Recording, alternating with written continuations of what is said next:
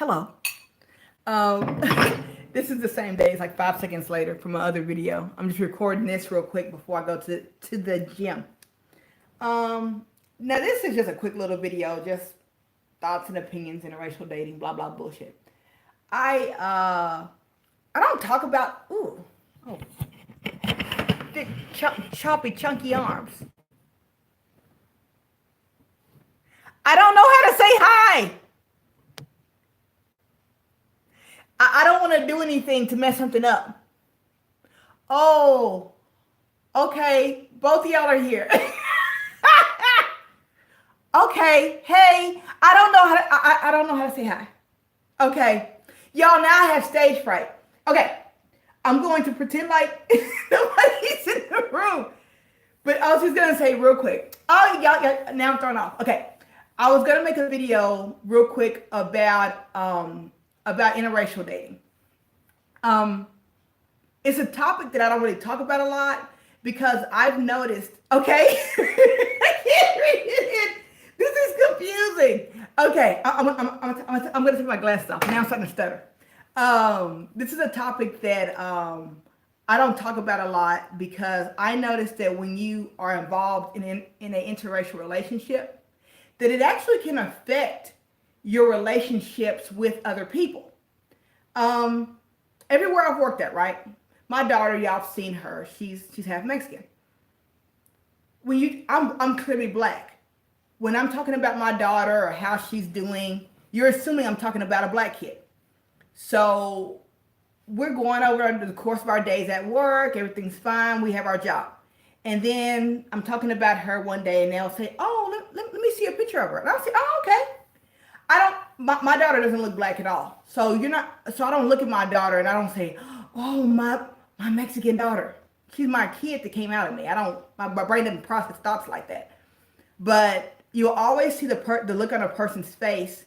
Their face drops and they look and then they're like, well, who is that? They don't say who is that, but they're thinking, who is that?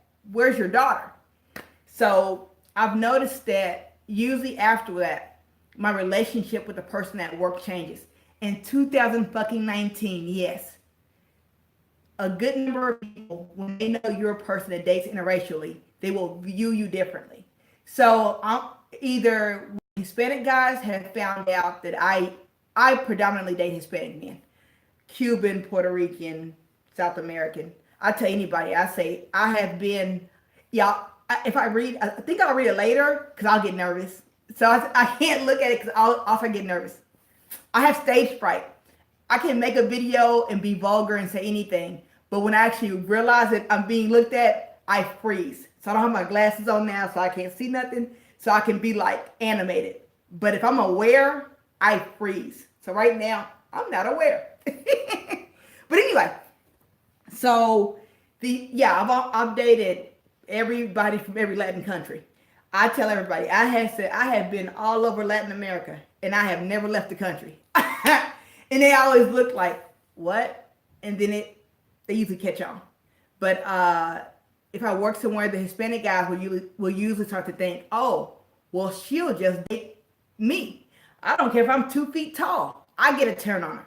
Just because you predominantly date a race doesn't mean you're going to have sex with everybody in that race. What kind of weirdo? But that's what happens. And then if it happens to be a Hispanic woman and we're friends, that'll shift our relationship. And then my black friends, they kind of start treating me like you're not as black as I thought. Because black people say racist stuff. If you say something like as far as racism about a Mexican person, see the term racism, they say black people cannot be racist because racism is something that was created as in you're superior over a race of people. So you get to do prejudicial practices to push them down to, I don't have my words right now. So if you're saying racist stuff about Mexican people and the Mexican person has no ability to stop you from getting work, the Mexican person has no ability to necessarily get the job over you, but you're saying racist stuff, you're being fucking racist. So black people can be racist. We don't get, black people say racist things about Chinese people. Black people say racist stuff about everybody. Amongst ourselves, black people do that. So this thing about black people cannot be racist, that's maybe true when you're referring to Caucasian people. Maybe. You know what? I don't want to get into it because this will turn that's a whole another debate. But anyway, yeah. So I mainly interracially date. I always have ever since I was 5 and a little girl, and I first saw a little Mexican boy. I didn't know what Mexican was. I didn't know what black was. I didn't know what white was. But I knew that little boy who looked like that particular look, I liked him. And it just continued to be like that over the course of my life. And actually, I'm really bad about staying on the topic. We're interracial, period. And it's going to be all over the place. Actually, I was engaged to somebody black back in 2000. It sounds so crazy. But real handsome dude, good guy. I loved him. What started to happen, my kids in the next room listen to everything I'm saying. This is so weird, but she's grown, we grown. Listen, it's just got to happen. I got to be able to be me. It's not my fault, she knows it. But with him, we had an intimate sexual relationship, but toward the end, it was like, imagine making Ellen DeGeneres. Ellen DeGeneres, the talk show host. Y'all know Ellen. What if you made Ellen have sex with a man?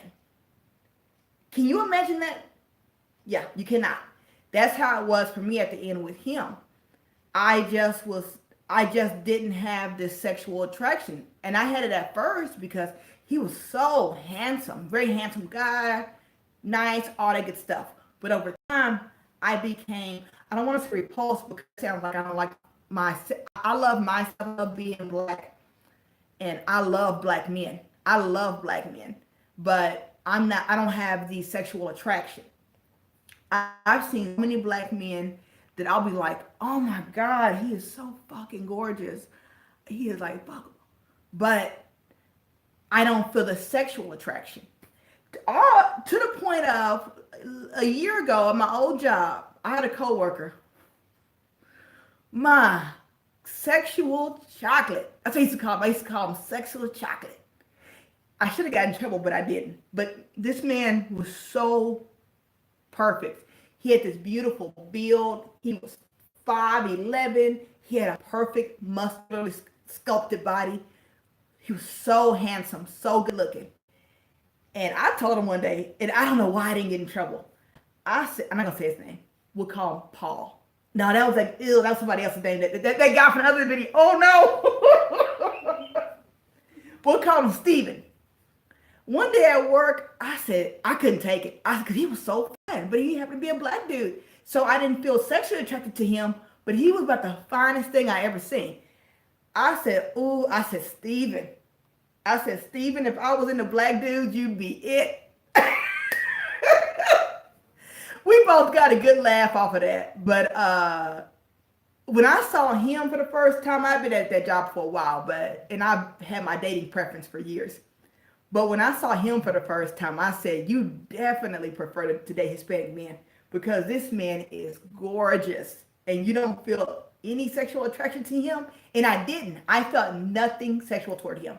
When I see like black guys, I feel more like this my brother. I have more of a brotherly feel to black men.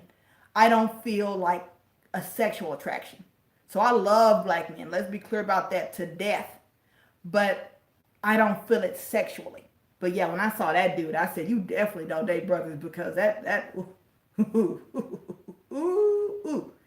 it's just like if a gay lady see a fine ass man and she like, you are fine than a motherfucker. Boy, if I wasn't gay. That's how that was. But yeah, I don't talk about it a lot because it just changes the way people view you.